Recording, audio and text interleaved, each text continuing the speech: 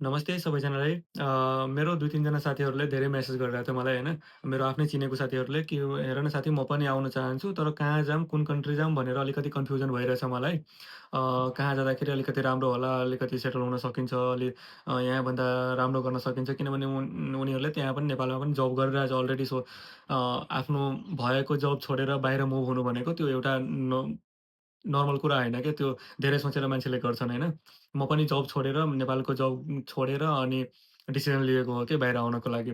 So हेर्नु, कुन country जाने, कहाँ जाने, कसरी गर्ने त्यो आफ्नो पर्सनल चोइस हो होइन। कुन कन्ट्री तपाईँलाई मनपर्छ, कहाँ जानुहुन्छ, तपाईँको लागि त्यो जुन तपाईँको एउटा फ्युचरको हुन्छ नि आफ्नो गोल हुन्छ, एउटा ड्रिम हुन्छ, त्यो कुन कन्ट्रीमा गएर पुरा हुन्छ त्यो तपाईँको पर्सनल चोइस हो। तर किनकि म फ्रान्स नै आएको थिएँ, मेरो 2 वर्ष भइसक्यो, म मास्टर गर्न आएको थिएँ, होइन?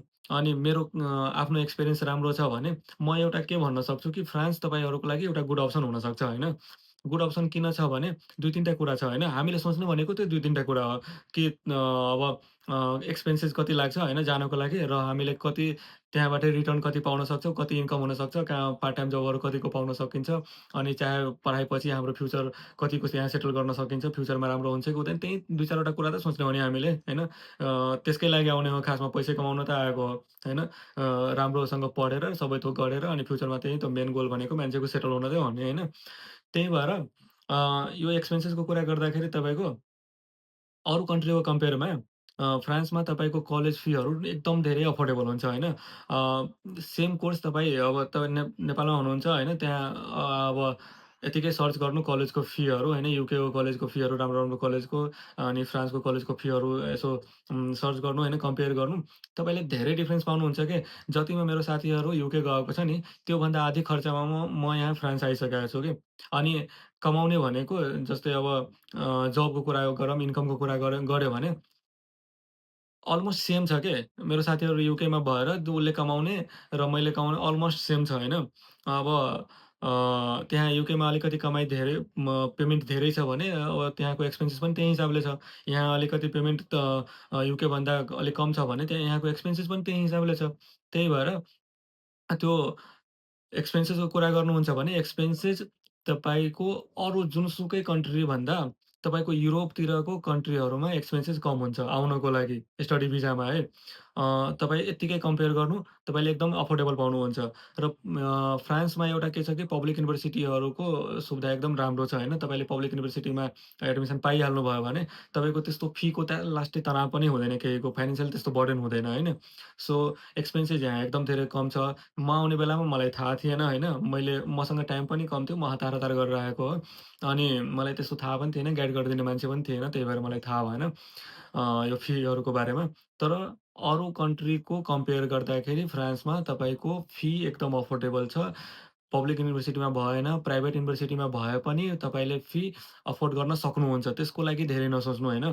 त्यो अ फाइनेन्सियली त्यस्तो बर्डन लिनु पर्दैन अरू कन्ट्री जस्तो कि मलाई यति 30 लाख 35 लाख लाग्छ, 40 लाख लाग्छ त्यस्तो गर्नु पर्दैन। यहाँ आउनको लागि तपाईँ मास्टर होस् या ब्याचलर होस्, अन्डर 20 लाख आउन सक्नुहुन्छ क्या अहिले अहिले पनि जति एक्सपेन्सेस जति फी बढी भए पनि आउन सक्नुहुन्छ त्यतिमा। मेरो विचारमा मैले मैले हेरेको उसमा अहिले युरोको रेट अलिक बढी छ। अलि त हुनसक्छ अलिक बढी लाग्ला तर जुन टाइममा म आएको थिएँ युरोको रेट त्यति बेला एकदम धेरै कम थियो। त्यही भएर मेरो एक्सपेन्सेस त्यस्तो खासै भएको होइन। अनि अरू कुरा गर्दाखेरि यहाँ आएर तपाईँले अब कलेज कति दिनुहुन्छ र पार्ट टाइम जब गरेर त्यो हाम्रो यो पर्सनल एक्सपेन्सेसहरू अनि अलिअलि घरमा पठाउने त्यस्तो भ्याउँछ कि भ्याउँदैन भनेर धेरैजनाले सोध्दै हुनुहुन्छ होइन। त्यो भनेको तपाईँले काम कसरी पाउनुभएको छ, कुन हिसाबको काम पाउनुभएको छ र तपाईँको हप्तामा कलेज कति दिन्छ, त्यसले त्यसले डिसाइड गर्छ के। तपाईँ यदि त्यहाँबाट एकदम सिरियस भएर ल्याङ्ग्वेज सिकेर आउनुभयो भने, यहाँ काम अलिकति राम्रो पाउनुभयो भने अ म्यानेज गर्न सकिन्छ के। तपाईँ यहाँको पनि म्यानेज गर्न सक्नुहुन्छ, घरमा पनि अलिअलि पठाउन सक्नुहुन्छ। मास्टरवालाहरूको लागि त एकदम इजी छ।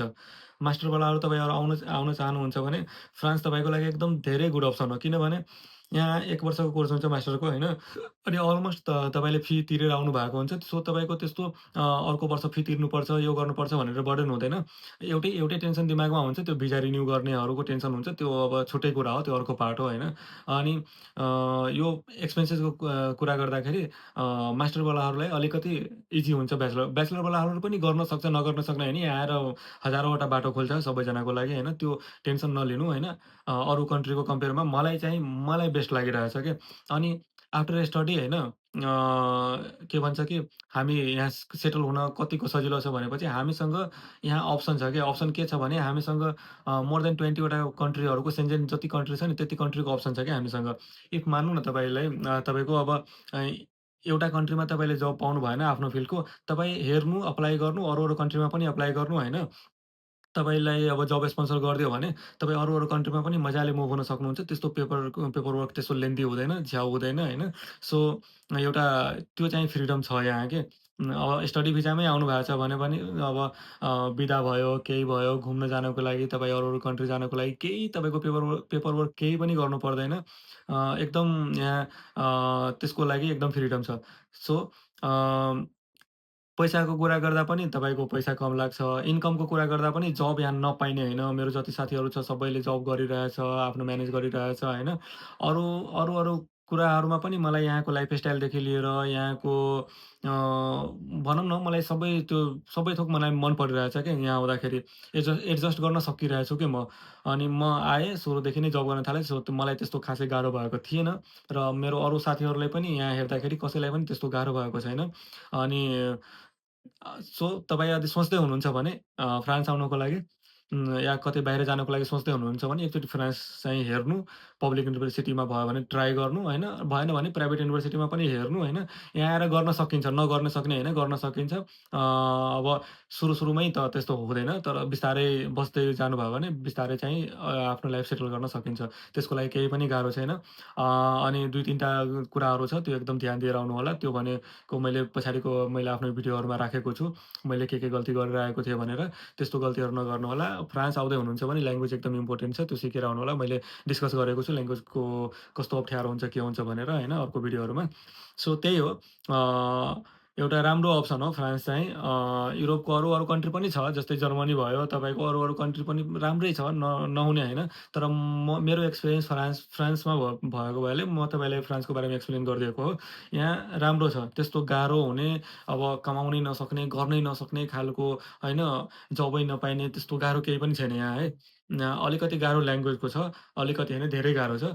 त्यो त अब आफूले गर्नै पर्यो, सिक्नै पर्यो। मतलब आफ्नो लाइफ राम्रो गर्नको लागि त्यो त आफूले गर्नै पर्छ। त्यसको कुनै विकल्पै छैन, त्यसको कुनै अप्सनै छैन, सिधा कुरा हो, होइन? सो त्यही कुरा हो।